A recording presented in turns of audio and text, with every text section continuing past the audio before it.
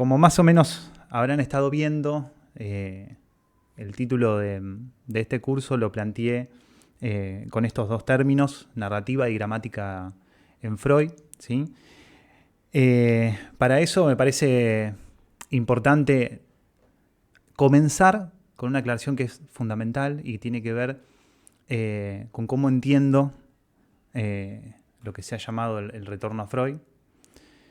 Más que nada porque quienes han cursado en la UNR o cursan en la UNR, o incluso bueno, en otras instituciones, han podido escuchar algunas referencias o algunas líneas en cuanto a este sentido del retorno a Freud o cómo se entiende el retorno a Freud, y que muchas veces se confunde con la idea de cierto retorno a las fuentes, ¿no? Como si uno volviera a encontrar ahí, en los textos freudianos, en los conceptos freudianos, alguna verdad oculta, alguna verdad que se nos pasó por adelante y no las vimos, ¿sí? Es decir, que la vuelta y la vuelta a la vuelta y otra vez volver a los textos, ¿no? Como si fuera una cuestión repetitiva, nos permitiría a nosotros, trabajo arqueológico de por medio, encontrar esas verdades últimas de las cuales no estuvimos enterados, se nos pasaron desapercibidas, etc.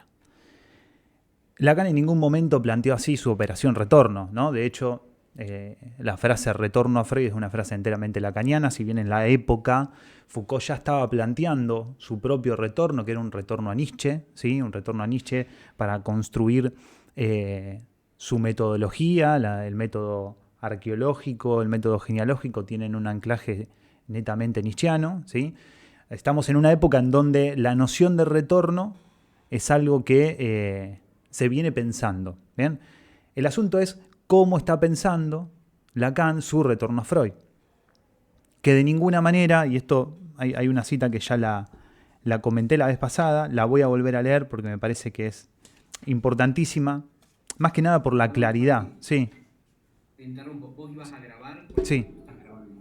Estoy grabando, sí. Pero lo estoy grabando por... Veo acá que lo indicaba, perdón. porque lo estoy grabando por otro medio. Listo. Ahí está. Que ahí sí me toma la otra cámara. Bueno. Hola Anto, ¿cómo estás?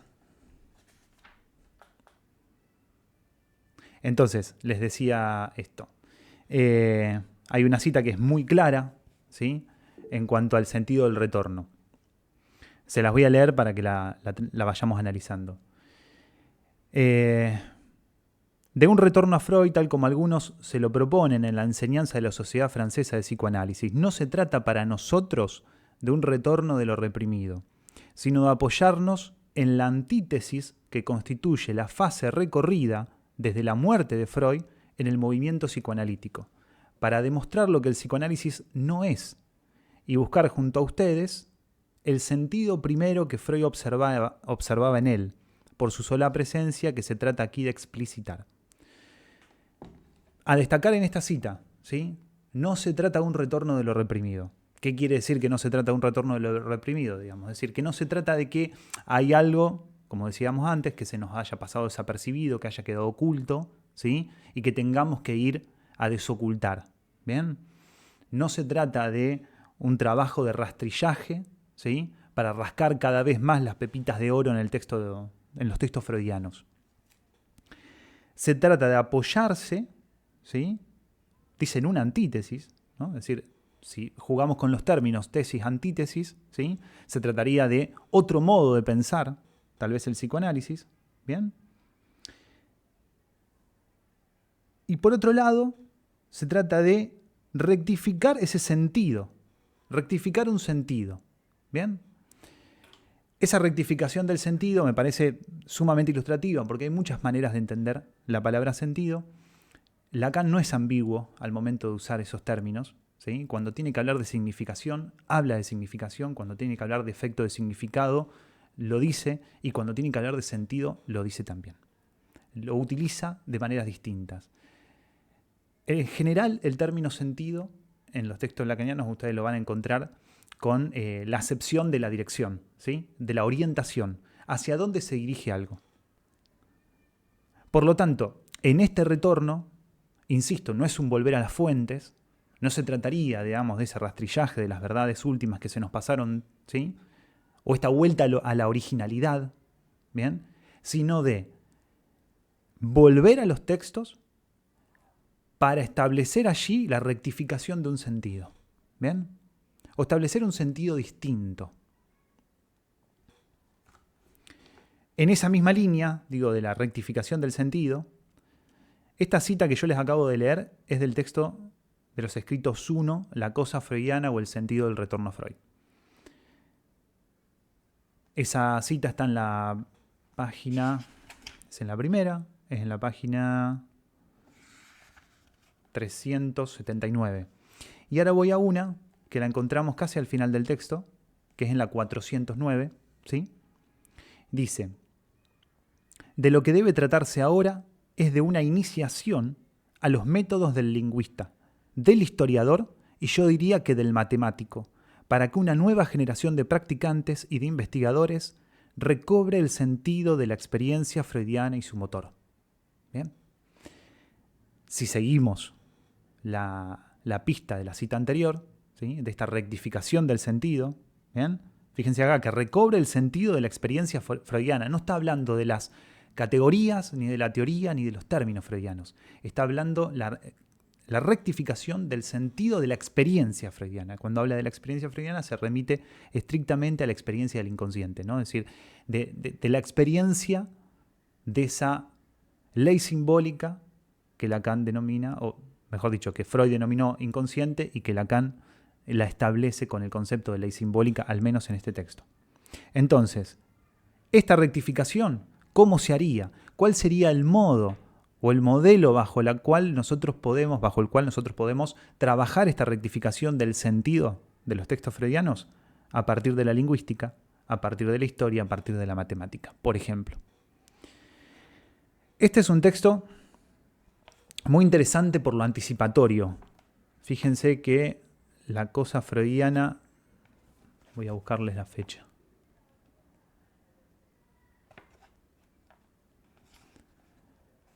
Es un texto que deviene de la publicación, es una publicación, mejor dicho, que deviene de una conferencia de 1955. ¿Sí? Digo que es anticipatorio porque en ese texto ustedes van a encontrar de la teoría lacaniana, van a encontrar la referencia al significado y al significante. Van a encontrar la referencia a la función simbólica. Van a encontrar la diferenciación entre yo, sujeto, individuo e inconsciente también. Es decir, el yo no es lo mismo que el individuo, ya lo sabemos. El yo no es lo mismo que el sujeto, ya lo sabemos. Pero tampoco el sujeto es lo mismo que el inconsciente. Yo, sujeto, individuo e inconsciente diferenciados. Vamos a encontrar una referencia a la resistencia y a la defensa.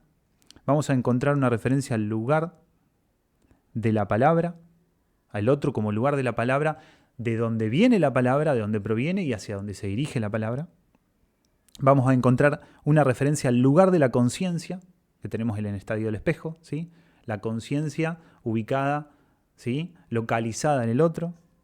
Vamos a encontrar la primera formulación no la primera, pero sí una de las primeras formulaciones del deseo como deseo del otro. Y aparecen los esquemas los elementos del esquema lambda. Aparece el sujeto, aparece el otro, con mayúsculas, aparece el yo y su imagen especular, o sea, A y A'. También aparecen las referencias al actuar del analista, aparecen la referencia a la represión y el significante, ¿sí? Y como les decía antes, al inconsciente conceptualizado como ley simbólica de la determinación, o ley de la determinación simbólica. Todas esas referencias, que son una anticipación enorme a la teoría lacaniana, la encontramos en la cosa freudiana. Entonces, es a partir de la explicitación de cómo se entiende este retorno a Freud, que es un trabajo con los textos freudianos, pero para rectificar el sentido del texto freudiano. Por lo tanto, en el retorno no es una vuelta o no se trata de una vuelta. Fíjense, por eso es tan interesante que Lacan se haya ocupado en los primeros años de los casos freudianos, ¿sí?, que se haya ocupado de Juanito, de Dora, del hombre de las ratas, del hombre de los lobos. Es decir, que haya trabajado los casos, ¿sí?, y no tanto la teoría. Es decir, no se trata de una vuelta a la teoría, se trata de una vuelta a los textos, a los casos, para rectificar allí un sentido. Un sentido que, si volvemos a leer atentamente la cosa freudiana, es un sentido que solamente se podría rectificar a partir de un nuevo paradigma. ¿Bien? Por eso les decía todas las referencias conceptuales que encontramos en la cosa freudiana, 1955 el texto. Si volvemos a hacer un raconto de todos los elementos conceptuales que encontramos en este texto, ¿sí?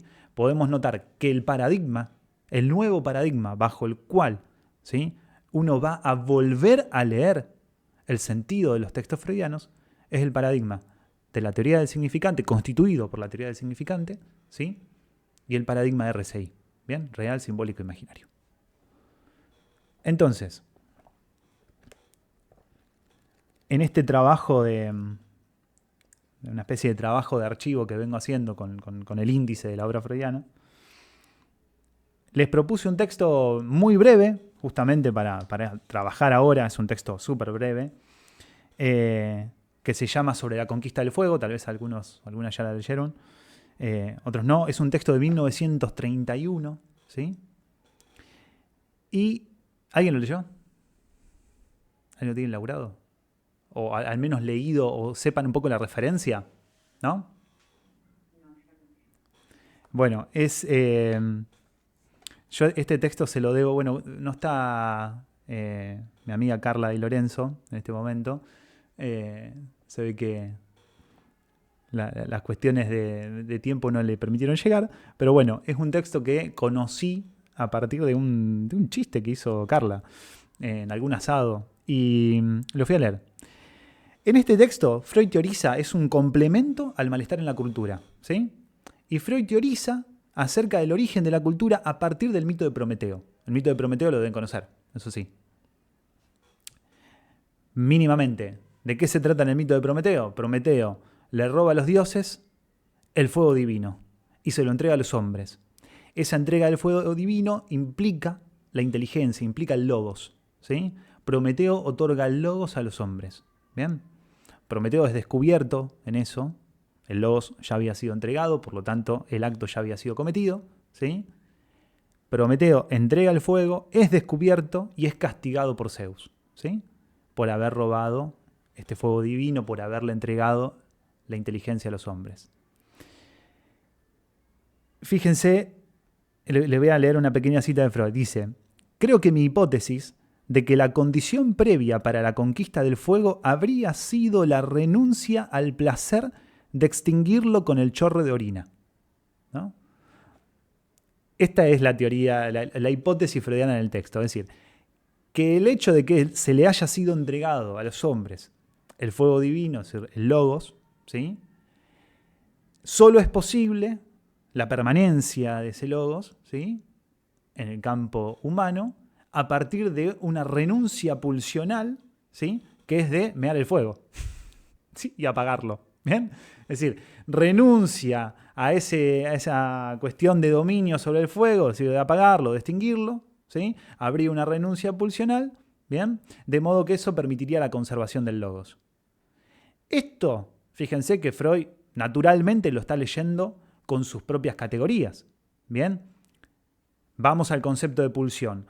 La pulsión tiene tres posibilidades. O se satisface, o se inhibe, o se desvía, ¿sí? Satisfacción pulsional del objeto, se inhibe, es decir, no llega nunca, digamos, al objeto, represión mediante, o se desvía, sublimación, ¿bien? Son las tres posibilidades de la pulsión. Bien. Entonces Freud utiliza estas categorías conceptuales, ¿bien?, para hacer una lectura del mito de Prometeo. Entonces, ¿qué dice? Bueno, el origen de la cultura, ¿sí?, implicaría esta renuncia pulsional. Ya lo planteó en el malestar en la cultura, ¿sí? Esta renuncia pulsional ahora la lee en el mito de Prometeo. ¿Dónde veo la renuncia pulsional? Bueno, cuando se resigna, ¿sí?, a apagar el fuego con el chorro de meo. ¿Bien? Entonces, en ese momento es donde la conservación del logos en el campo de la humanidad permitiría, ¿sí?, el inicio de la cultura, ¿no? Dicho de otra manera, el inicio de la cultura estaría sostenido en una renuncia pulsional, hipótesis que ya trabajó en todo el malestar en la cultura, ¿sí? Bien. Bueno, les leo otras referencias así en el texto para seguir como andando en la hipótesis freudiana. Dice, en la versión de Hesíodo, la leyenda nos ofrece una respuesta directa, pues en otra narración, no vinculada directamente con el fuego, Prometeo engaña a Zeus en favor de los hombres, al preparar los sacrificios que le son ofrendados, de manera que los engañados son los dioses. Sigo un poco más. Como se sabe, la mitología concede a los dioses el privilegio de satisfacer todos los deseos a que la criatura humana debe renunciar, como bien vemos en el caso del incesto.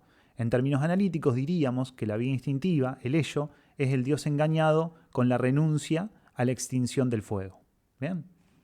Sigue teorizando, es decir, sigue acomodando a su teoría, mejor dicho, sigue acomodando a su teoría la lectura del mito de Prometeo. ¿Sí? Este dios, ¿bien?, al que debo renunciar es al ello, a los imperativos del ello, por lo tanto, ¿sí?, la renuncia, lo que no satisface son los imperativos del ello. Bien. Ahora,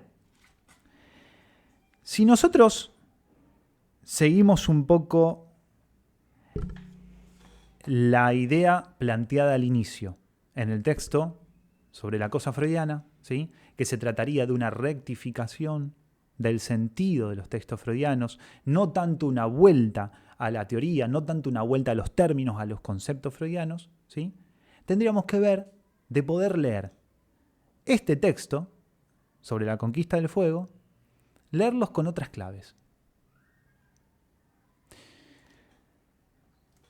Entonces, leerlo con otras claves, en este caso sería trabajar con algunas claves de la teoría lacaniana para hacer una lectura, ¿sí?, sobre la conquista del fuego. Bien.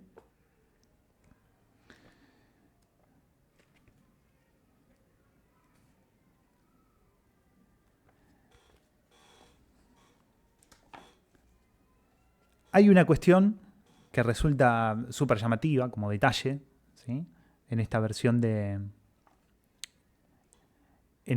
Prometeo freudiano, ¿sí? La vamos a intentar llevar, ¿bien?, al campo de la teoría o de la teorización lacaniana. Y el detalle está en la última cita que leímos. Prometeo engaña a Zeus en favor de los hombres, ¿sí? Hay un trabajo de engaño, ¿bien? Los engañados son los dioses. Si los dioses son engañados, ¿sí?, si los dioses han caído bajo el artilugio del engaño, entonces, ¿sí?, los dioses ya no son tan todopoderosos. Entonces los dioses, o en los dioses, hay algo que no se sabe. Hay algo que los dioses no saben, ¿sí?, porque han sido engañados, son vulnerables, ¿sí?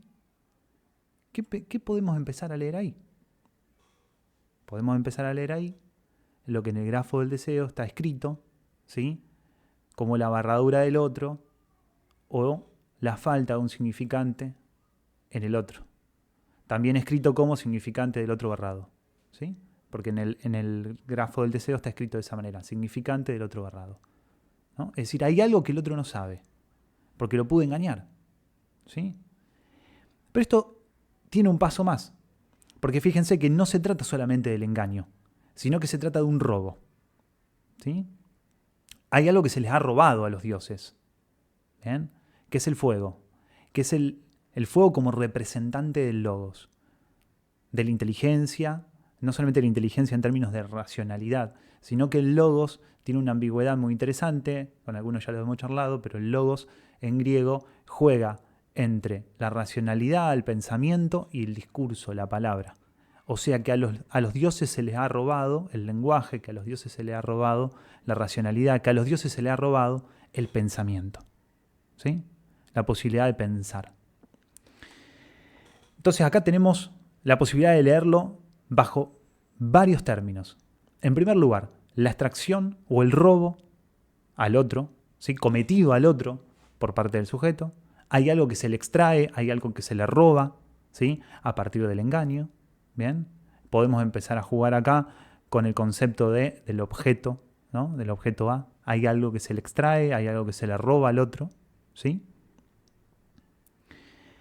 Pero también tenemos otra referencia, sumamente interesante. Yo no sé si la voy a poder encontrar ahora, porque a veces me pasa eso. Tengo tantas citas que, como yo les quiero dar las referencias específicas y a veces se me complica. Pero en todo caso la voy a buscar y se las voy a dejar, para no perder demasiado tiempo, se las voy a dejar después por correo. Es en el seminario 14, ¿sí? Esta referencia. Lacan trabaja en la constitución del sujeto, trabaja una disyuntiva inicial, una elección obligada, dice. Se trata de o no pienso o no soy. ¿Sí? Está trabajada por dos negativas, esa disyunción. O no pienso o no soy. Y hay una elección obligada. Es decir, si yo no pienso, soy. Por lo tanto, si soy, quedo del lado del ser y por lo tanto del objeto coagulado del otro. ¿Sí? Si el ser para Lacan implica, digamos, el ser para el otro. En ese sentido, quedas coagulado, ¿bien?, como objeto del otro. No hay sujeto ahí. ¿Bien?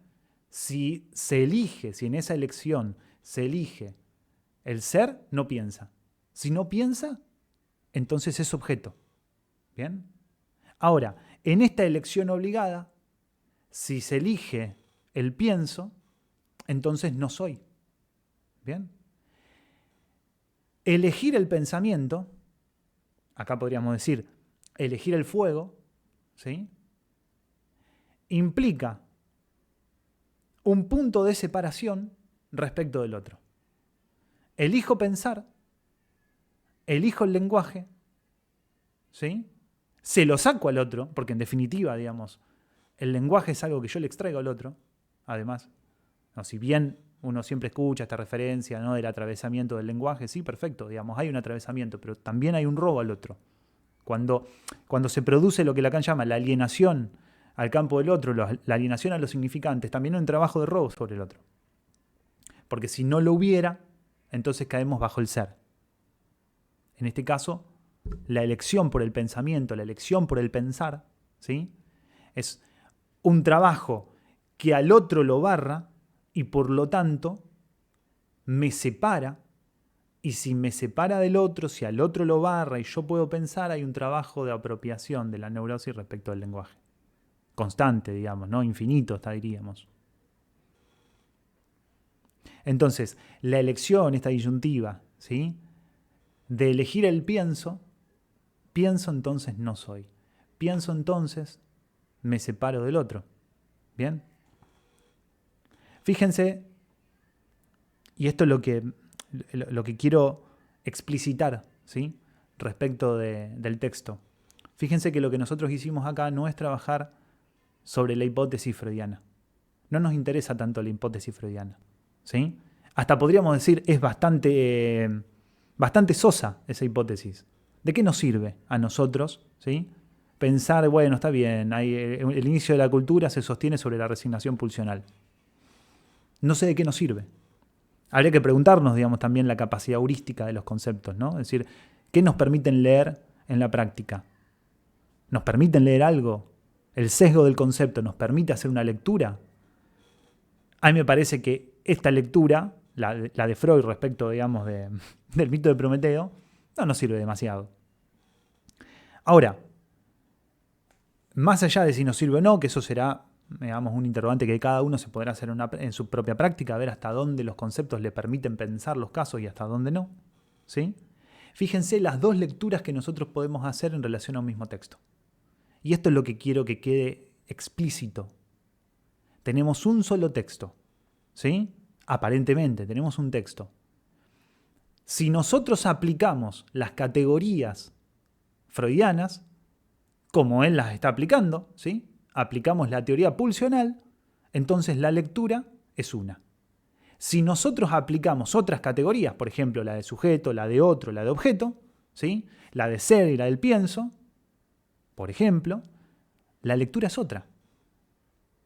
Entonces, esto nos permite plantear dos cosas sumamente importantes.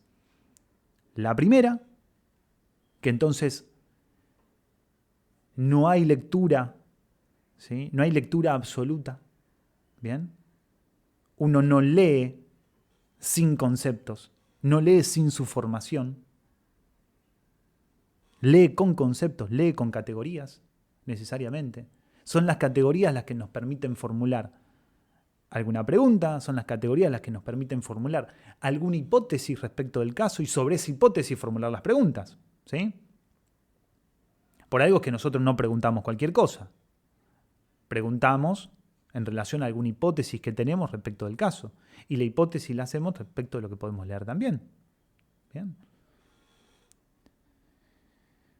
Entonces, independientemente de la lectura, ¿no? Uno acá podrá elegir si le interesa más trabajar con algunas categorías, con otras, si le interesa, si le sirve o no. Lo que tiene que quedar, me parece en claro, es que uno lee con categorías, digamos. Y que el trabajo sobre las ideas en psicoanálisis es importantísimo. Trabajar sobre las ideas, trabajar sobre los conceptos, seguir repensándolos, que fue la apuesta freudiana. De hecho, en Pulsiones y Destino de Pulsión, digamos, Freud lo dice muy claramente. En la medida en que esto a nosotros no nos sirva más, tenemos que ver de cambiarlos. Entonces, ¿por qué habríamos de insistir en un retorno a Freud pensado desde el origen, ¿no? Como, bueno, volvamos al origen, veamos a ver qué nos olvidamos, qué nos pasó desapercibido. Sí, ya el mismo Freud te está diciendo, a ver, si esto no te sirve, cambiá. A ver cómo podés leer.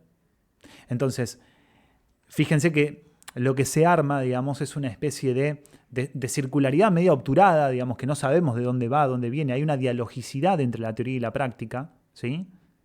Pero inevitablemente, y en este sentido ascribo a lo que Alfredo Edelstein suele decir, son las ideas, son los conceptos, son las categorías las que nos permiten leer la experiencia. Es decir, no hay una experiencia a priori. Cuando yo digo no hay una lectura absoluta, quiero decir no hay una experiencia a priori, ¿sí? Si no, fíjense que estaríamos retornando a una idea prediscursiva del mundo. Existe el mundo, existe la experiencia, existe la realidad, luego viene lo simbólico que me permite leerla. No. Al menos esa no es la teoría lacaniana, digamos, y me parece que en eso hay que ser bastante claros. Por eso es que este modo de entender el retorno a Freud es un modo anti-freudo-lacanismo. Es decir, esos empastes, ¿bien?, entre la noción freudiana y la noción lacaniana. En relación a eso, les tengo otra cita, que esta sí está marcada, porque la marqué recién. Entonces no la voy a perder de vista tan rápido. Acá está. Muy bien. Les voy a leer primero de dónde viene, porque es una nota al pie la cita, así que les voy a leer de dónde viene la nota al pie. Dice, es en la clase 1, que también está indicada en la bibliografía, la clase 1 del seminario 14. Esta fórmula establece algo que es un lazo, una conexión entre este sujeto, en tanto que así constituido, y algo diferente que se llama A minúscula. A minúscula es un objeto del cual propiamente lo que yo llamo este año hacer la lógica del fantasma consistirá en determinar su estatuto. Su estatuto precisamente en una relación que es una relación lógica para hablar con propiedad. Cosa extraña sin duda y sobre la cual ustedes me permitirán que no me extienda. Quiero decir que lo que sugiere, escuchen, quiero decir que lo que sugiere de relación con la fantasía, con la imaginación, el término fantasma, no me complaceré ni siquiera un instante en marcar su contraste con el término lógica, por el cual entiendo está estructurado. Sé que fueron muchas palabras. Les voy a resaltar las que me parece dan la clave a esta lectura. Primero, que hay una relación entre la fantasía y fantasma. Si hay una relación, no es lo mismo. Es decir, cuando ustedes habrán escuchado en algún momento que fantasía freudiana es el fantasma lacaniano, error. Acá Lacan te está diciendo que no es lo mismo. Que en todos casos habrá una relación entre la fantasía y el fantasma. La nota al pie de esta clase dice, la nota al pie, esta es la versión de Rodríguez Ponte, que es la que en otro momento yo les había pasado para los encuentros sobre el sujeto. Es una nota de Rodríguez Ponte, de la versión crítica. Con fantasma, por fantasme, ¿sí?, cuando traduce fantasma en relación a la palabra fantasmé en francés, pretendemos hacer lugar de un modo más manifiesto a la indicación de Lacan en cuanto a distinguir aquello de la fantasía, que remite más bien al registro de la imaginación y lo imaginario, de aquello que, bajo el nombre de fantasma, remite más específicamente a la lógica y a la estructura. ¿Hasta acá cómo vamos? ¿Bien? ¿Alguna duda? ¿No? Bien, Camil. Ok, perfecto. Bueno, en esa misma clase, ¿sí? Que la tenemos indicada en la bibliografía, por eso la doy por sentada, ¿bien? Tenemos una referencia a la función del losange, ¿sí?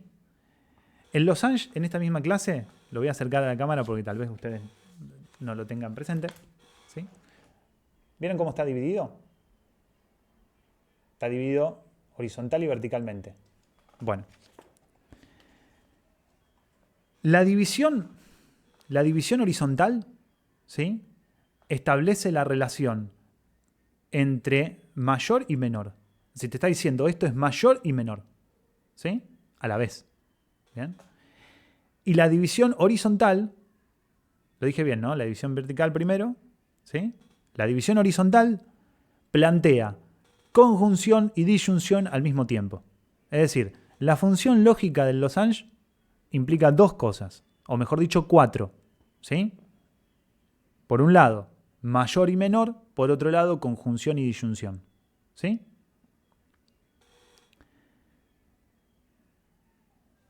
El objeto a veces, depende de los esquemas, ¿sí? Tiende a funcionar de esa manera.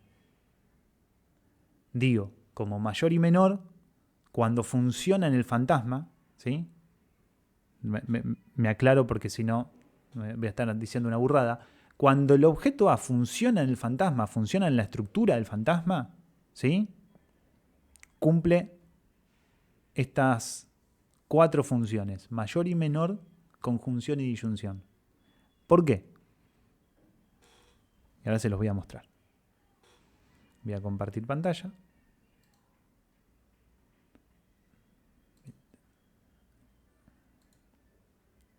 A ver. Ay, no me deja. ¿Por qué no me deja? No puedo compartir pantalla. A ver. Dame un segundito.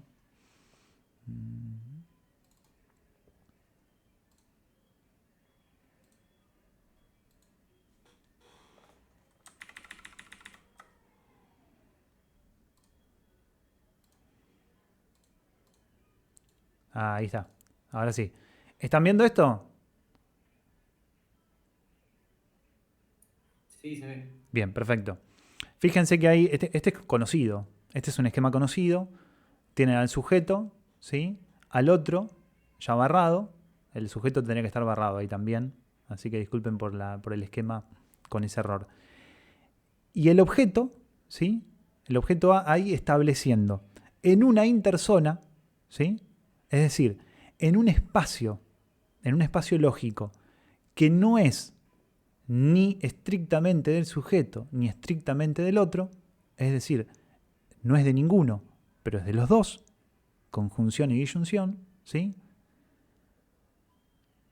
Relaciona y separa al mismo tiempo al sujeto del otro. A eso voy cuando digo conjunción y disyunción. Es decir, propone un punto de intersección, de reunión, pero al mismo tiempo separa. Cumple esas dos funciones. Por otro lado, pensando que el objeto A en la estructura del fantasma tiene un recubrimiento imaginario, ¿sí? Entonces el objeto A es más grande y más chico al mismo tiempo que el objeto que el otro desea. Es decir, que el objeto que el sujeto supone que el otro desea. Y ahora hay otra, que no sé dónde estará, esperen, un segundito. Creo que es este. No, este no.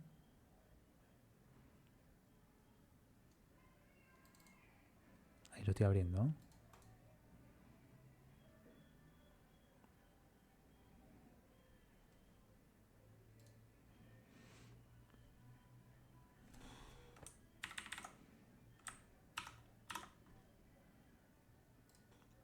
Vamos de nuevo. Observen ahí. Fíjense que si a este esquema yo le hice esta especie de elipse, ¿sí? Fíjense que este esquema, si nosotros le hacemos esa elipse, nos encontramos con el matema del fantasma. El sujeto, podríamos suponer un losange, ¿sí? Y el A. O sea que el fantasma, ¿sí? Si seguimos un poco la lógica de lo que venimos hablando, permite establecer una relación a la falta del otro, ¿sí? Pero al mismo tiempo permite una separación respecto del otro. Esto, digamos, en la neurosis es fundamental, es decir, la neurosis se sostiene estrictamente en esto, es decir, que hay una relación y una separación, una conjunción y una disyunción respecto del otro. Por lo tanto, es lo que le permite a la neurosis constantemente teorizar acerca de lo que el otro quiere, ¿sí? Jugar en ese espacio de ambigüedad, en ese espacio de incertidumbre, ¿sí? Jugar a ver cuál es el objeto que el otro quiere, de qué manera me ofrezco como objeto a la satisfacción del otro, ¿no? Con estas claves teóricas podemos leer de otra manera entonces sobre la conquista del fuego. Ya no se trata de una resignación pulsional, sino que podemos leer en ese robo una sustracción al otro, ¿no? Le sustraigo un objeto. Le sustraigo un objeto que supongo que el otro quiere, por eso viene a buscarlo, por eso lo castiga Prometeo, y me lo quedo. Y perpetúo el robo, ¿no? Y la perpetuidad del robo y el sostenimiento ahí de ese robo, porque no es una deuda, es un robo, el sostenimiento de ese robo es lo que mantiene incompleto al otro. Y por lo tanto, ¿sí? Lo que permite que el sujeto pueda jugar en este espacio, en esta relación erótica con el otro, ¿sí? A ver si yo tengo lo que vos querés, ¿es esto, no es esto? ¿Sí? Y en la medida que lo mantenga oculto, ¿sí? Es que el juego se sostiene. Es decir, si se revela la existencia del objeto, cuál es el objeto, ¿no? O se entrega o se devuelve, se desarma todo tipo de circuito. Es lo que, de alguna manera, Lacan intenta explicitar cuando trabaja en el seminario sobre la carta robada, que también es un texto, ¿sí? Porque ese seminario quedó en un texto, en un escrito, ¿sí? Cuando trabaja el cuento de Allan Poe, La carta robada, la idea principal, digamos, que está teorizando ahí Lacan es que todo el circuito del cuento, es decir, toda la movilidad y la relación entre los personajes y el desencadenamiento de las escenas, se sostiene primero en el robo de la carta, ¿sí? Pero por otro lado, en el hecho de que la carta, una vez sustraída, una vez robada, ¿sí? No revelara jamás su contenido. ¿Bien? Es decir, me robo algo importante del otro. Lo tengo. El otro tiene miedo de que yo lo revele, porque si se revela eso, se revela un gran secreto. No obstante, el valor de ese robo se sostiene en la conservación del secreto. Es decir, siempre en la posibilidad de que yo puedo explicitarlo o no, y por lo tanto lo tengo al otro agarrado de las pelotas, digamos. ¿Sí? En la medida en que el otro conjetura que yo lo puedo mostrar, porque la tengo, porque poseo la carta, ¿sí? Y poseo su secreto, pero no lo revelo, es cuando digo, puedo conservar, ¿sí? Tenerlo agarrado al otro. ¿Bien? Porque ahí es donde tiene valor la carta, en la conservación del secreto, no en su develamiento. Fíjense entonces, insisto, ¿no? Porque me parece que esto es lo que quiero dejar en claro respecto de este texto de Freud.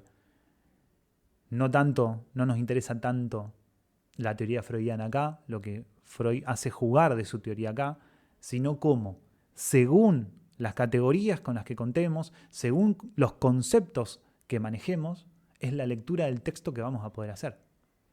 Por lo tanto, digamos, no hay una experiencia a priori, no hay la experiencia freudiana del inconsciente sin algunas nociones de lectura, digamos. Todo ese tipo de cuestiones, digamos, lo único que hacen es beatificar a Freud, elevarlo a la noción de santo, no sé, o a la noción de genio, ¿sí? Hacer una apoteosis de Freud, ¿no? Genio absoluto que tenía, no sé, que contaba, digamos, con una capacidad innata de lectura, ¿bien? Y entonces desconocemos todo lo que Freud ha leído, o todo lo que Freud tenía, contaba como formación y como teoría para poder leer algo, digamos. Bien, ¿hasta acá? ¿Cómo vamos? ¿Bien? ¿Sí? Bien. Ok. La idea ahora es pasar al otro texto que estaba indicado, que es la novela familiar del neurótico. ¿Sí? Vamos a hacer un trabajito similar, un poco más rápido, porque ustedes ya entendieron la idea de que se trata de que depende de las categorías con las que contemos, es la lectura que vamos a realizar. ¿Sí? Vamos a hacerlo rapidito. Freud habla de que hay un trabajo del adolescente, dice acá, fíjense, cuando el individuo a medida de su crecimiento se libera de la autoridad de sus padres, incurre en una de las consecuencias más necesarias, aunque también una de las más dolorosas en el curso de su desarrollo. Es decir, cuando le llega a la adolescencia, es necesario, ¿sí?, que el adolescente se libere de los padres. Freud habla de liberación, ¿sí? Pero, no obstante, habla de liberación, fíjense que empieza a trabajar diferentes novelas que para él son reiteradas o reiterativas en lo que viene elaborando.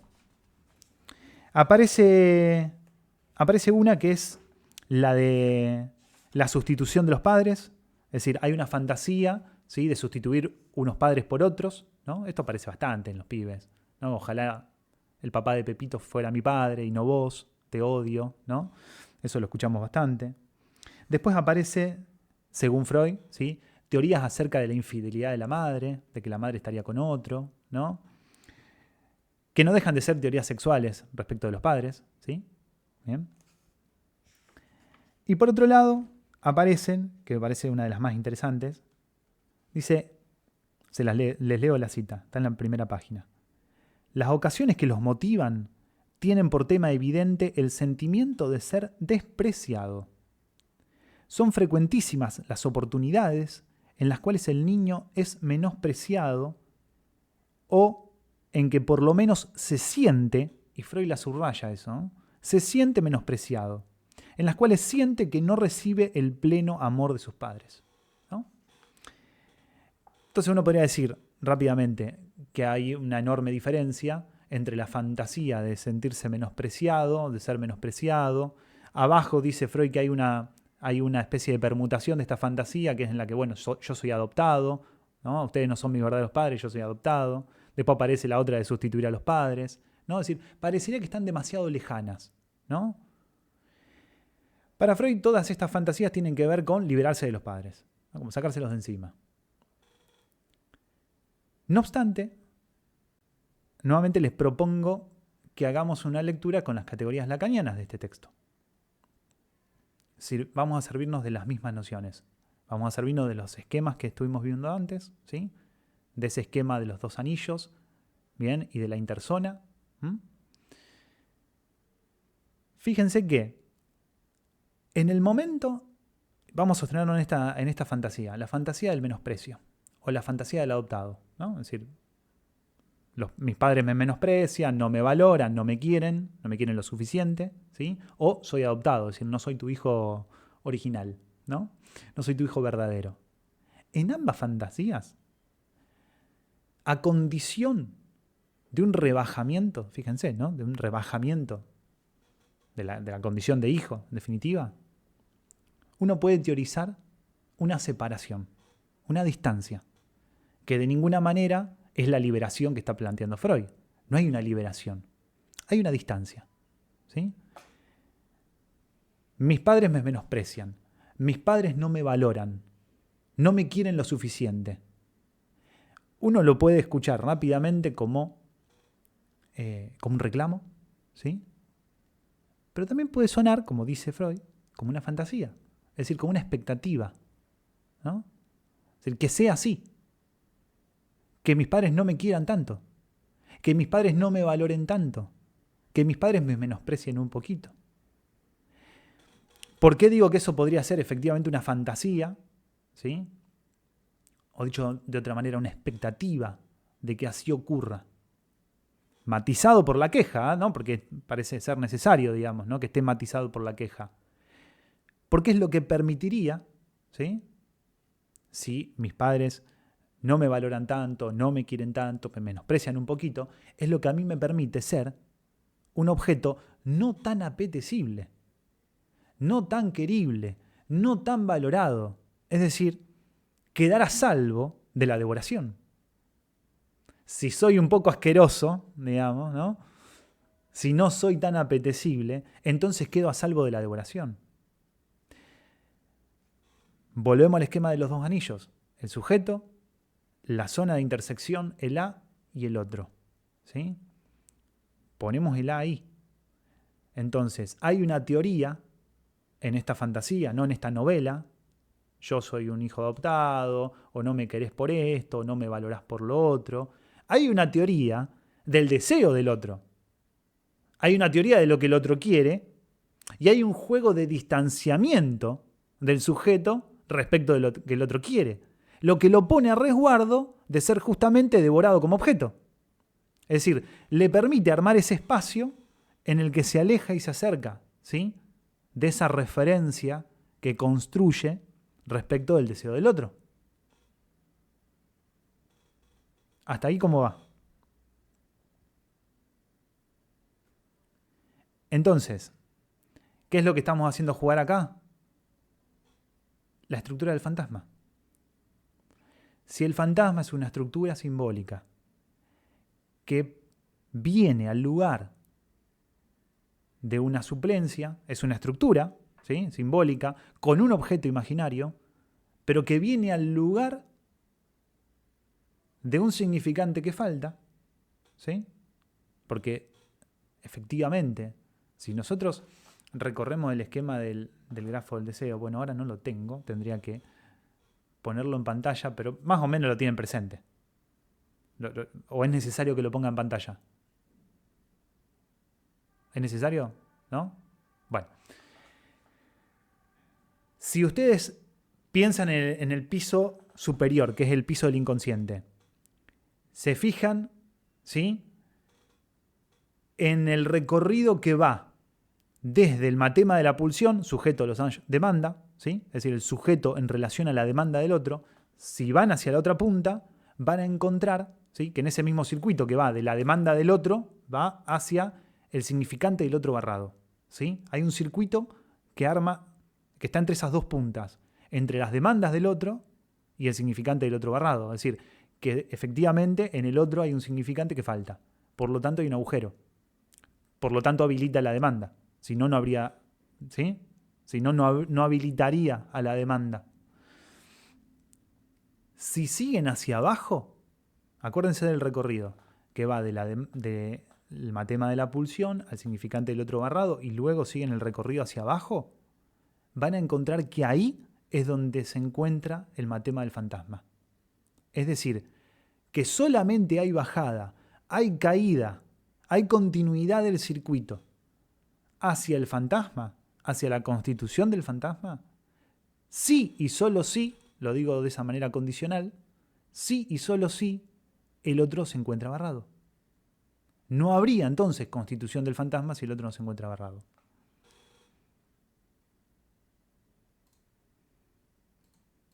Vuelvo a que vean esto. Si el otro se encuentra barrado, ¿se ve mi mouse que yo voy moviendo así? Sí, se ve. Bien. Si el otro se encuentra barrado, entonces se habilita la interzona y el juego respecto de ese objeto que el otro quisiera y al cual me mantengo en relación pero a distancia. Por eso fíjense que el fantasma, ¿sí?, lo podemos dibujar acá, como tocando al otro, como ingresando al otro, ¿sí?, pero al mismo tiempo a distancia del otro. Solo en la medida en que el otro está barrado. Ahora, si el otro no estuviera barrado, no habría sujeto losange A. Habría directamente, ¿sí?, una confluencia de un anillo con otro. Por lo tanto, el sujeto desaparece y el A queda dentro del campo del otro, el sujeto fagocitado, ¿sí?, y por lo tanto solo coagulado como objeto del otro. Insisto, necesariamente tiene que haber la barradura del otro para que eso permita, ¿sí?, esa caída. La caída, ¿sí?, al nivel del fantasma. ¿Bien? No habría entonces constitución fantasmática si el otro no está barrado. Es decir, si no tengo la posibilidad, a partir de esa ausencia de significante, de teorizar, lo digo así por toda la teoría neurótica, digamos, ¿no? Es decir, de teorizar, de imaginar, de suponer, ¿sí?, lo que el otro quisiera. Y en la medida en que supongo lo que el otro, que es lo que el otro quiere, constituyo un campo, que es el que está señalado por el matema del fantasma en ese esquema que les puse, ¿sí? Es todo un campo de ambigüedad, de juego, de incertidumbre en el que el neurótico se mueve, ¿sí? En el que se mueve, en el que se acerca a la posición de objeto y se aleja. Y se restituye, en todos casos, su posición de sujeto en la medida en que se aleja, que se distancia. ¿Hasta acá? ¿Bien? Voy a dar entonces un paso más. Estrictamente respecto del texto de la novela familiar del neurótico. Mi hipótesis es que la novela nos permite, ¿sí?, pensarla en relación al síntoma. Yo creo que fui demasiado excesivo cuando dije la novela como síntoma, porque eso lo pone en un lugar de paridad. Es decir, que el síntoma sería la novela o la novela sería el síntoma. Me rectifico, no es la novela como síntoma, en todos casos es la posibilidad de constituir un síntoma, ¿sí?, a partir de la novela. Es decir, que la materialidad de la novela, la textualidad de la novela, la narrativa de la novela, ¿sí?, es lo que envuelve discursivamente a la constitución sintomática.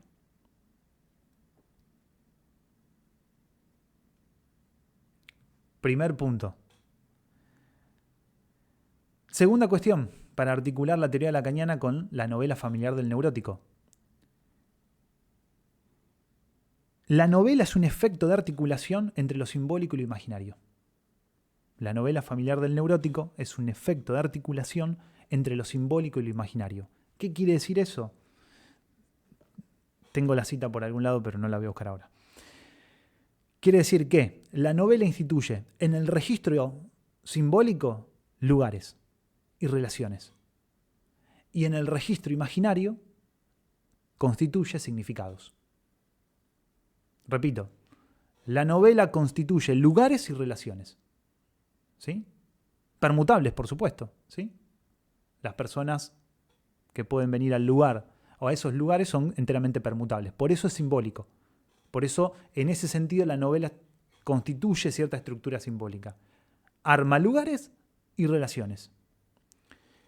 Y sobre esos lugares y relaciones, la novela está tramada por significados. Ahí encontramos el registro del imaginario, ¿sí?, en los significados.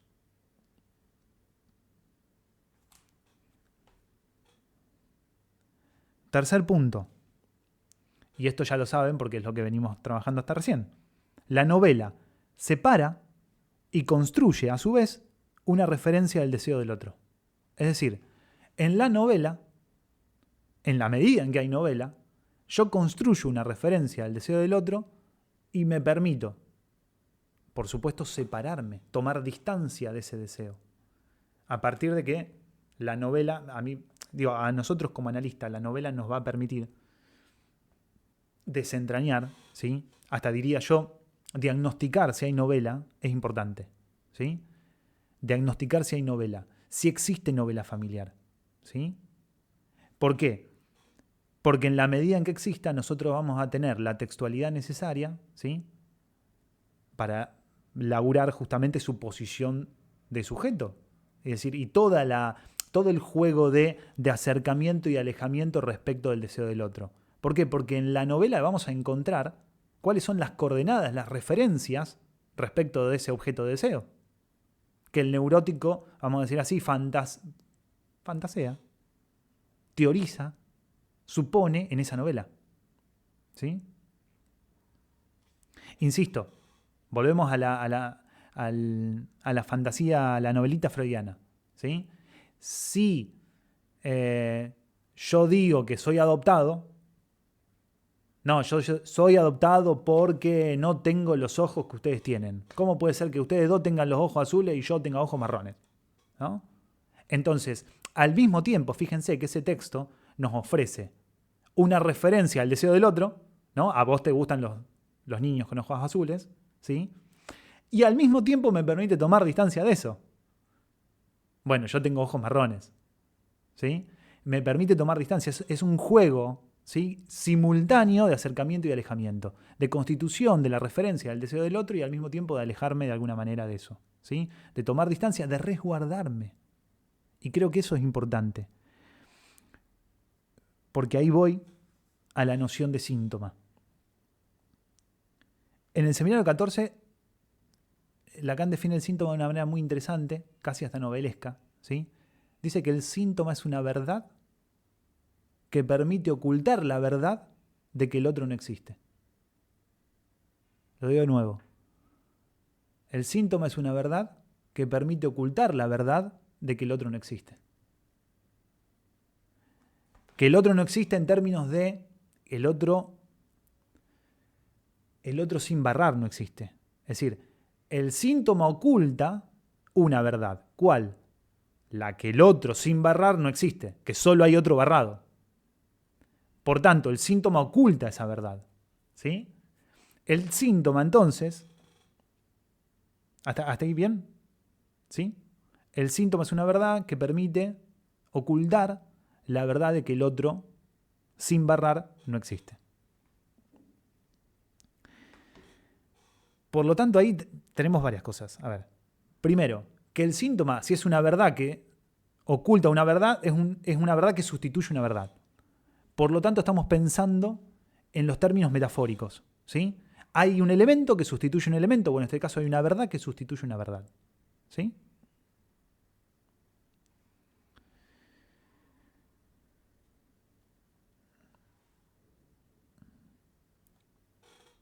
Al mismo tiempo, el síntoma tramaría entonces una relación con el otro, ¿sí? El síntoma trama una relación con el otro porque si busco ocultar la verdad de que el otro no existe, es una verdad de cómo yo me ofrezco a la garantía de la existencia, ¿sí?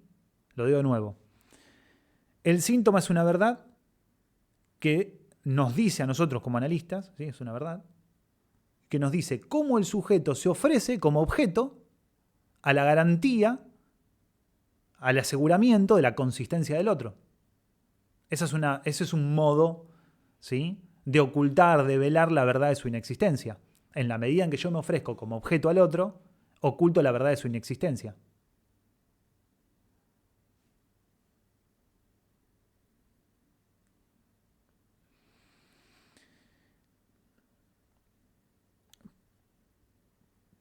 Por lo tanto, entramos en una especie de, diría yo, no sé si paradoja del síntoma, pero bueno, puede ser leído en esos términos, de la paradoja del síntoma.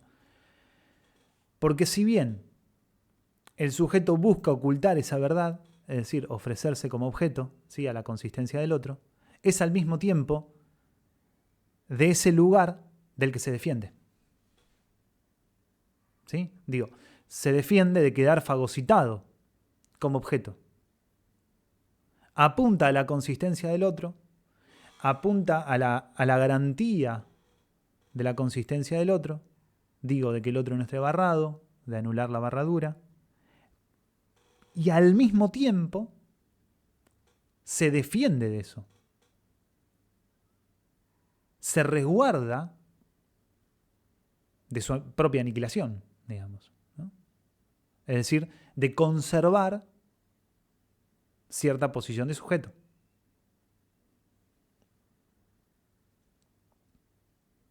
Por eso digo, el síntoma tiene este carácter paradójico, ¿no? Ahora, ¿qué relación habría entre la novela, el síntoma y el fantasma? ¿Se les ocurre algo?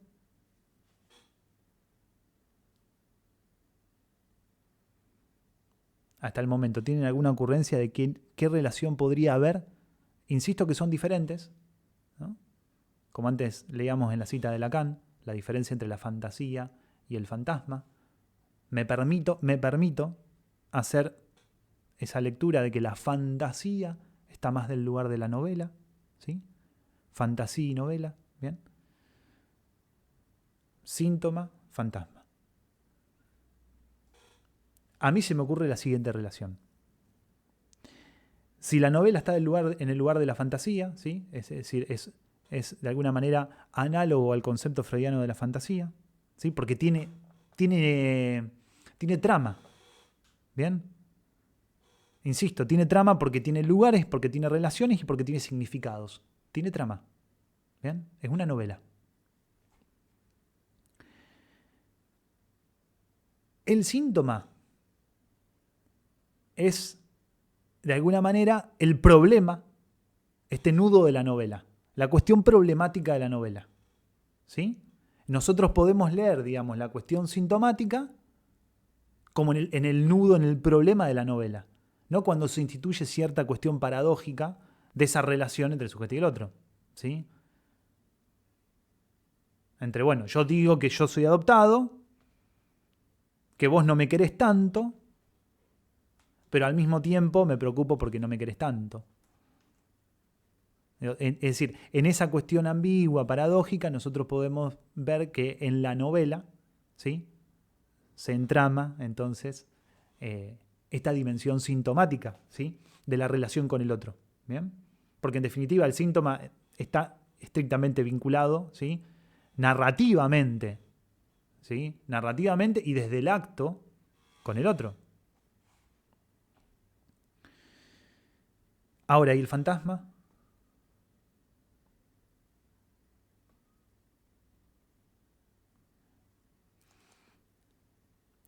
Mi idea es la siguiente. Nosotros vamos a trabajar en la dimensión de la novela, de la narrativa sintomática, ¿no? O vamos a decir así, de la narrativa novelesca y del nudo sintomático, ¿no? Vamos a laburar ahí, apuntando al desciframiento del fantasma. Si el fantasma es una estructura simbólica, es una matriz. Como matriz debería entonces estar soportando todo esto, ¿sí? El fantasma es algo que habríamos de conjeturar. Tendríamos que preguntarnos entonces, ¿sí?, ¿qué es lo que el sujeto supone que el otro quiere? ¿De qué manera el sujeto se ofrece como objeto a la satisfacción del otro? El fantasma es algo que se conjetura y que uno apunta a cierto desciframiento de ese fantasma. Con todas las novelas, vamos a decir así, con los tomos, ¿sí?, con todos los tomos, con todos los números de los libros del neurótico, ¿no?, porque va a venir con todo, no con un libro, no con una novela, con las novelas de su vida, digamos, ¿no? Es decir, en todas esas novelas y en todos esos nudos sintomáticos de las novelas, la idea es que nosotros podamos ir extrayendo de ahí, descifrando de ahí, cuál es su posición fantasmática. ¿Cuál es la lógica que soporta entonces todas esas novelas? ¿Alguien leyó Florencia Bonelli alguna vez? ¿No? Qué suerte. Pero bueno, Florencia Bonelli evidentemente tiene algo que le sirve muy bien a su cuestión marketinera, ¿sí? Quienes la han leído, yo he leído muy poco de ella, pero quienes la han leído mucho dicen que ella todas las novelas las escribe igual. Es decir, hay contextos distintos, generalmente son novelas históricas, hay contextos distintos, momentos distintos de la historia, ¿sí? Puede ser en 1854, puede ser en el 2023, ¿sí? Cambia el contexto, cambian un poco la caricaturización de los personajes, ¿sí? Pero se trata siempre de relaciones amorosas en donde tenés a un muchacho que es lo suficientemente potente y tenés a una muchacha que es lo suficientemente pobre. Y que de alguna manera se enamoran y eso generalmente es un problema. Es decir, tiene siempre su estructura fantasmática Florencia Bonelli. Sobre esa lógica del fantasma, ella produce a mansalva una cantidad de novelas, ¿sí? Y de nudos sintomáticos en esas novelas, ¿bien? Que le permite ganar dinero como a ningún escritor en la Argentina, ¿sí? ¿Hasta acá? ¿Cómo vamos? Bien, bien. Vos sabés que me reía porque tengo una paciente que es fan de esta novela y tu resumen me sirve para entender muchas cosas. No hay un hombre en las novelas de Florencia Bonelli que no sea recontra potente. Salvo cuando aparece la mujer, obviamente, ¿no? En ese momento se le desarma todo. Bueno, mi idea es que hasta acá hoy, ¿sí? La próxima seguiríamos trabajando, si mal no recuerdo, el método de interpretación de los sueños y los límites a la interpretación de los sueños o los límites a la interpretabilidad, ¿sí? Me quedo ahora abierto a las preguntas que ustedes tengan, a los comentarios, ¿sí? Sobre este primer punto que era pensar la relación entre la novela y el síntoma.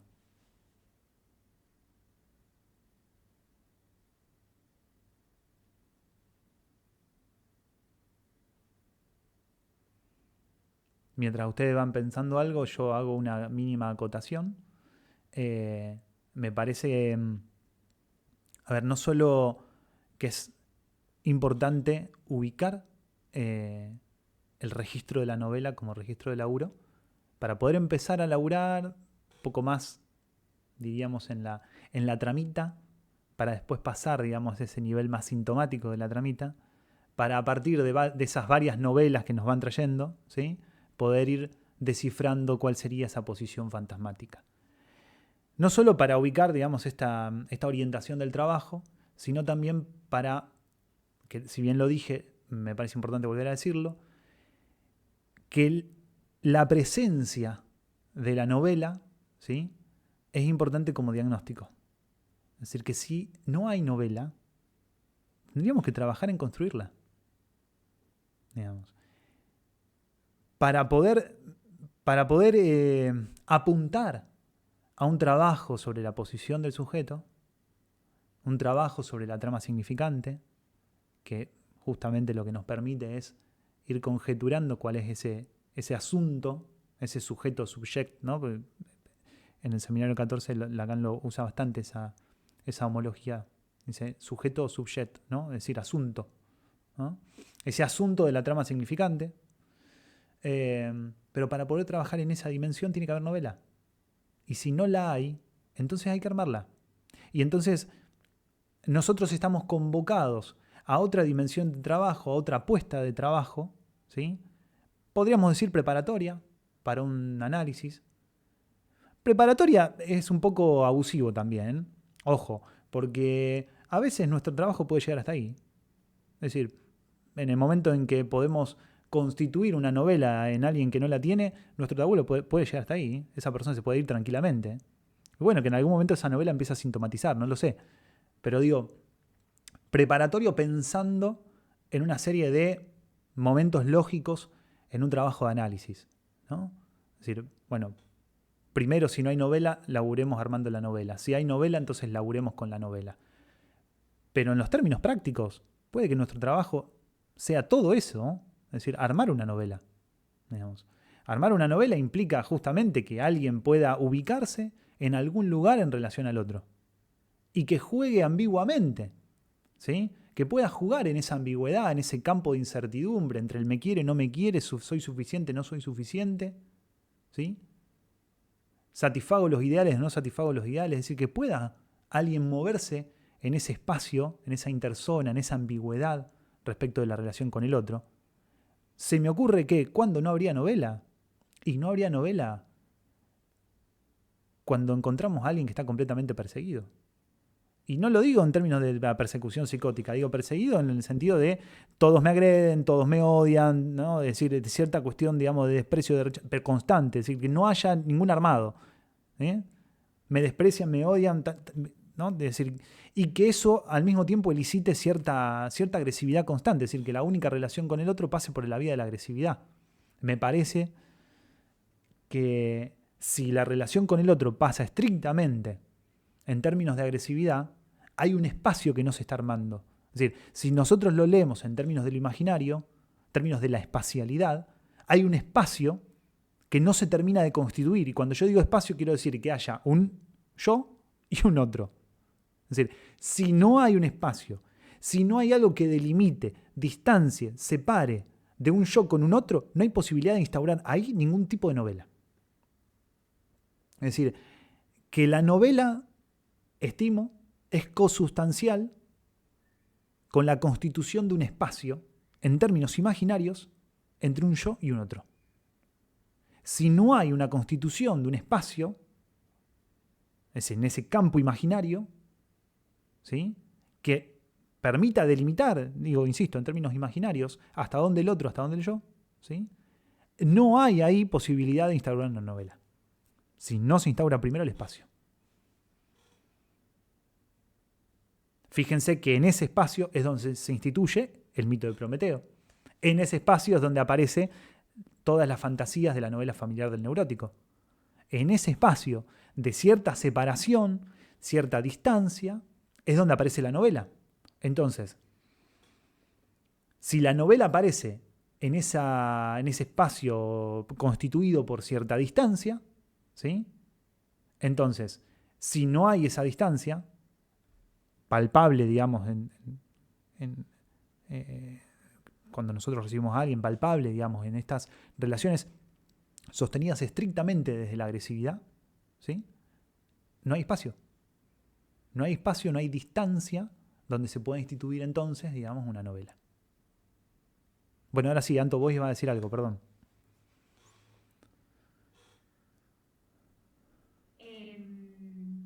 No, bueno, en esto que vos mencionabas por ahí de que nos había resonado, cuando vos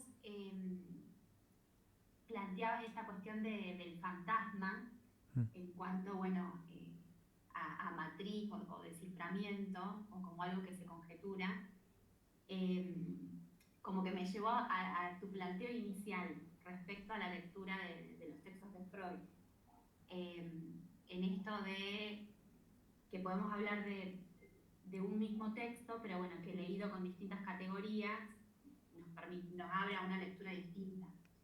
Entonces, pensaba en esto de la relación entre novela, síntoma y fantasma.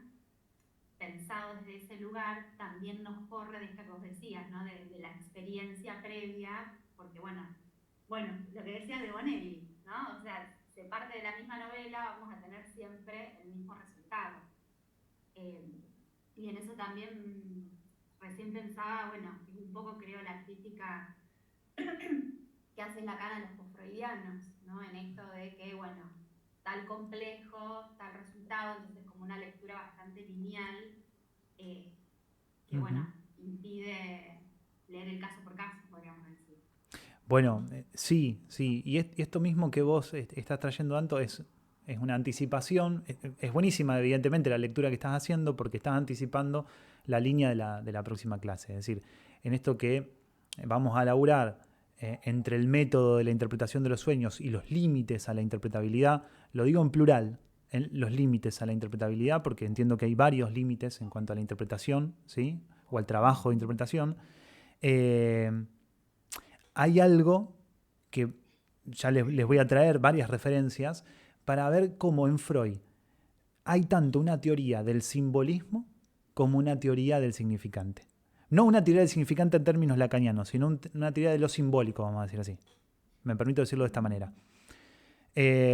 Si bien no es una apuesta freudo-lacaniana, digo, es para marcar un mismo desnivel en Freud, en donde a veces juega con un simbolismo completamente abusivo y excesivo, porque son ocurrencias propias de él, y a veces se permite pensar, ¿sí?, en términos de la clave del desciframiento. Digo, porque acá estamos hablando justamente del desciframiento. Bueno, el desciframiento requiere una clave, ¿sí? Si el desciframiento requiere una clave, La pregunta es ¿dónde la encuentro? ¿Dónde está la clave? Y esa es la clave del próximo encuentro, no voy a adelantar demasiado, ¿sí? Pero ¿dónde está la clave? Es la clave del próximo encuentro, ¿eh? Pero bueno, está interesante tu anticipación porque evidentemente estás encontrando, digamos, ahí el hilo, ¿sí? del curso. Bueno, ¿alguna otra pregunta, comentario, algo que quieran acotar, aportar, añadir? Digo una cosita, pero muy breve. Me quedaba pensando un poco entre esta relación, digamos, esta articulación entre síntoma y fantasma, ¿no? Porque, bueno, Freud hablaba, ¿no? Eh, del síntoma, digamos, cuando está articulado por la vía transferencial, ¿no? La transferencia, sin ir más lejos, ¿no? Eh, Me quedó un poco tecleando un poco cómo trabajaste la diferencia entre una cosa y la otra, ¿no? Y creo que está bueno por ahí precisarlo. Se me venía todo el tiempo este libro, ¿te acuerdas que empezamos a leer en su momento, el de Miller, ¿no? El síntoma y fantasma, digamos, lo plantea tan separadamente, digamos, donde ahí me acuerdo que estaba un poco esto que vos criticabas, ¿no? Homologar la fantasía al fantasma y demás, bueno, otra lectura, en fin, pero está bueno justamente para poder despejar, digamos, esto que vos trabajaste como cuestión problemática dentro de la novela, lo que sería el síntoma, decías, ¿no? Eh, para también poder despejar la novela en sí misma, digo, pensaba, ¿no? ¿Qué haría, por ejemplo, alguna psicología con esa novela? La rectifica, ¿no? Sí, intenta Ahí resolver el nudo de la novela. ahí hay algo donde uno, si no tuviera en cuenta la categoría de síntoma, tomaría directamente la novela y considerar, obviamente, una especie de llevar los conceptos del psicoanálisis a cómo trabajaría otra psicología, por ahí muy exagerado, ¿no? Pero tomo esta frase, ¿no? Mis papás no me quieren tanto. Uno podría trabajar para demostrarle que es a alguien sin tener ninguna idea de eso, digamos, que eso, por ejemplo, no es así. Claro. Suponiendo que eso sería mejor para el sujeto, el individuo, el yo, digamos, llamémosle Como desdramatizar la novela. Entonces ahí me parece que hay una articulación que puede estar buena para tener presente justamente, porque a ver, no es que uno no trabaja con la novela, no trabaja con el fantasma, digamos, pero si no hay cierta hipótesis a ver, cierto piso teórico de por qué el sujeto construye una novela, digamos, bueno, ahí haremos agua. Y me parece que bueno, este trabajito que vos hiciste de ir llevando las categorías lacanianas a algunos textos freudianos, bueno, deja como muy claro esto, ¿no? Estaría este gráfico que vos hacías, digamos, ¿no? Está el sujeto con el objeto respecto de una suposición del otro. O sea que ahí está, digamos, un poco en cierta relación, digamos, la construcción del otro, la construcción de la barradura del otro, digamos, para poder trabajar la relación entre el sujeto y el objeto. Bueno, y una cosita que se me vino, la comparto así como una ocurrencia, quizás, no sé si será muy clínica, pero digo, así como vos planteaste llevar las categorías lacanianas a estos dos textos de Freud, pensaba un poco, digamos, si eso no se podría llevar a las mismas referencias de Lacan respecto del retorno a Freud. Porque ahí también, digamos, hay una construcción de lo que es Freud en el psicoanálisis, en el momento en el que yo hablo o yo teorizo, se me venía como el Lacan Prometeo, digo, bueno, a ver, ¿qué le extraigo a Freud? Para que Freud no sea esa cosa tan omnipotente, digamos, que estaría funcionando en el psicoanálisis en ese entonces, ¿qué engaño le hago, digamos, para poder extraerle algo y a la vez tomar la distancia respecto de Freud? Sí. Digo, me pareció, insisto, una ocurrencia, ¿no?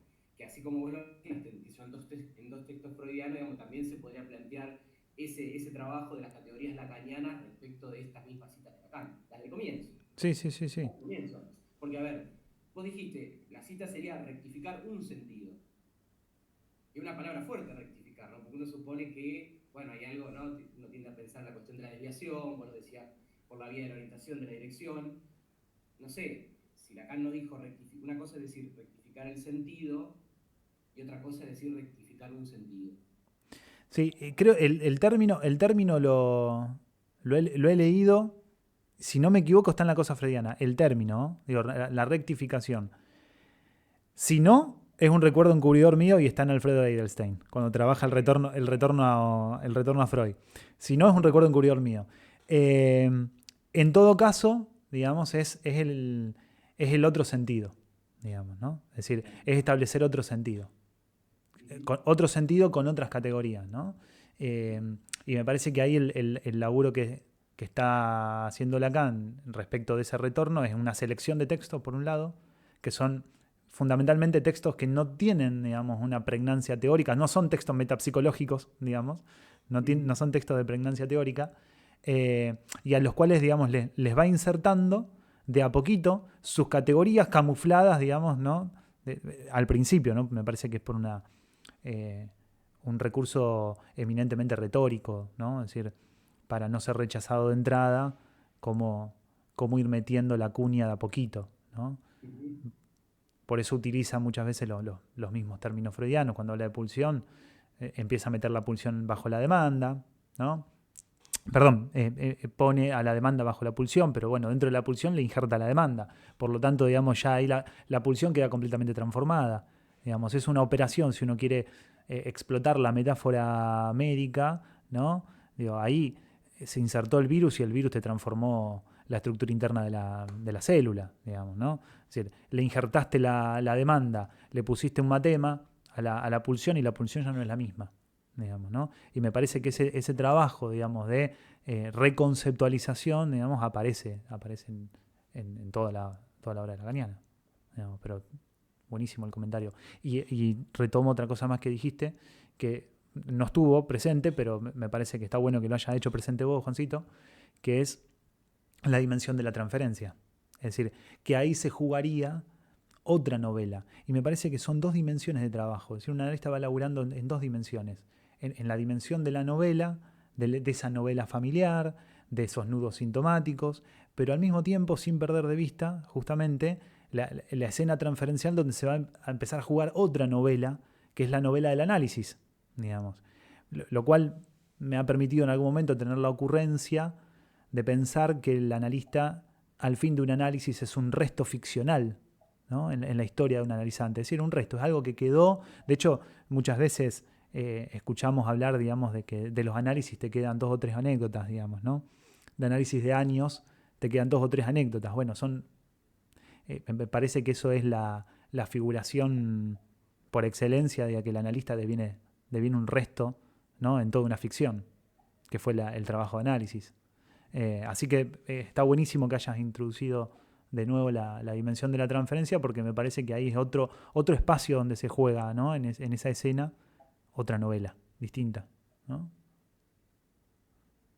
Bueno, ¿algún otro comentario, aporte, pregunta?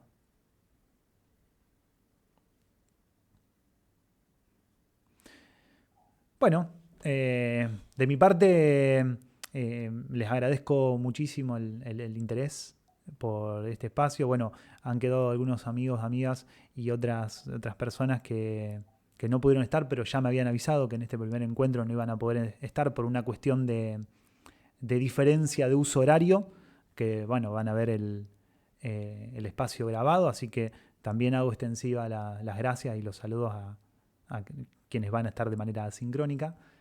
Bueno, nuevamente a ustedes, bueno, a Anto, a Lucía, a Camila, a Daniel, a Delphi, a Flavia, bueno, a Juancito vos también, a mi hermana, por estar acá, por bancar y bueno, por interesarse en esta propuesta que me alegra mucho. Bueno. Gracias, Javi. Nos vemos la próxima. Gracias. Que anden bien. Chau, chau.